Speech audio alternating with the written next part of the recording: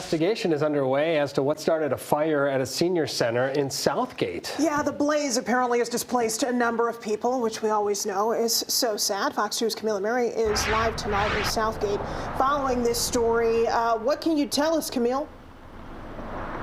Yeah, we're actually right on the other side of the road at the American house right behind me. We're on Allen Road, and I want you to take a look at some video because that's really what tells the whole story.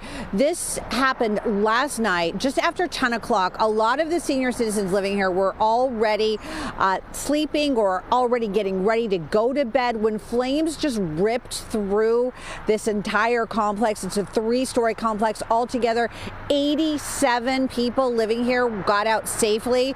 There were no injuries, actually minor injuries. One civilian, one person who lived here, and then one firefighter, but just minor, treated on the scene. Now, some senior citizens were taken to an area hospital just to be checked out, just to make sure that they were okay. But again, the big story here is that everyone got out safely. But what caused this fire, I mean, the flames, obviously you can tell by the video, just ripping through at a miraculous speed. That remains under investigation. Meanwhile, we did get a chance to catch up with a woman. Her aunt lived here for just 3 months and was getting ready to go to sleep last night when this happened. Take a listen.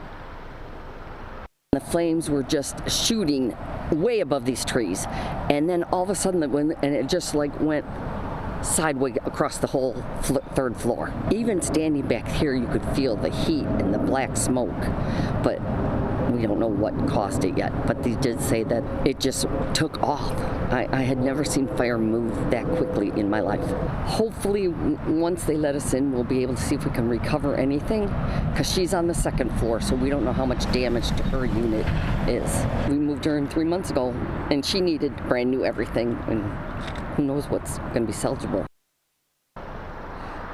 Now, the Red Cross is assisting right now. We can tell you that everybody has either staying with family members or they've got temporary housing thanks to the Red Cross. But the crazy thing about this story is that just 2 years ago, almost to the week, there was another fire right next door at another assisted living complex. All those people got out safely, too. I know that some pets died, but everyone got out safely in that case, too. But still just so bizarre that this happened 2 years ago, right next door, and then we have this one here.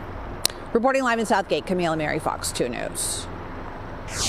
All right, thank you very much, Camille. Turning to another story, an 83-year-old man stabbed to death in Royal Oak. The man called for help last night on Sheridan Drive near Woodward and 14 Mile. Officers found a 35-year-old woman with blood on her hands. She tried to run, but police caught her. Investigators found the man in the basement of the house. He was pronounced dead right there at the scene. We're told that the two people knew each other. The woman was a guest in the house at the time of this incident. And police in Detroit investigating a man's murder. They got a call yesterday afternoon about a shooting in the area near West Warren and 96. There, they found a man who had been shot and killed. Right now, there's no one in custody. Police say witnesses who were in the area are cooperating, but they're asking for anyone with additional information to please come forward. All right, so I'm sure you know Detroiters are getting a chance to choose their first new mayor in more than a decade, and we're welcoming both candidates to Fox 2. City Council President Mary Sheffield and Triumph Church Senior Pastor Solomon Kinlock Jr.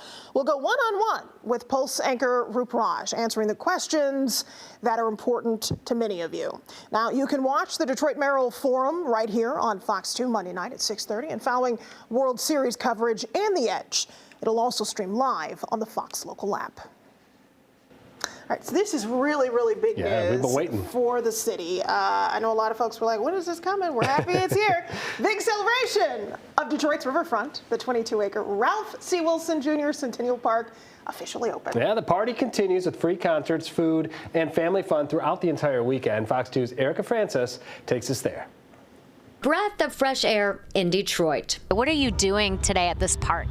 Having fun and having the best time. A 22-acre park along the riverfront with something for everyone. It's a big touchdown. And according to these little kitties, the extra point is good. I like the park because we can play. It's one of the most anticipated and iconic public spaces in the country, now open after years and years of planning. With the opening of Ralph Wilson Park today, we are building a riverfront that's going to be unrivaled in the United States.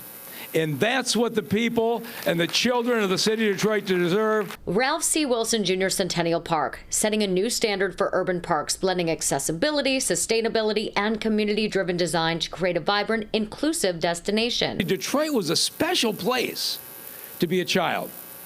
But for a long time, the adults failed the children in this city. And 13 years ago, we hit rock bottom when nearly all of the 270 city parks were closed for the summer and were allowed to be overgrown. Look how far we've come. Not only are we now on the map, Yeah, we are the map. one of the most significant projects in the Detroit Riverfront Conservancy's 22-year history, and another step forward toward the nonprofit's goal of developing 5.5 miles of revitalized Detroit riverfront. We understand how important it is because we saw what it was beforehand. From an industrial corridor to one of the most celebrated public spaces in Detroit. Detroit, it really is all about the people, right? And giving people opportunities. I mean, we walked around here and it's amazing. I mean, for the kids, for adults, they have an island over there, a water feature, pulling water from the river. Last night, I walked the Ralph Wilson Park with hundreds of children. And I looked not in the eyes of the adults, but in the smiles and the wonder of the children as they found playground after playground and slide after slide. This is just a part of the greatness that is continuing to come to this great city. That city is Detroit. Erica Francis, Fox 2 News.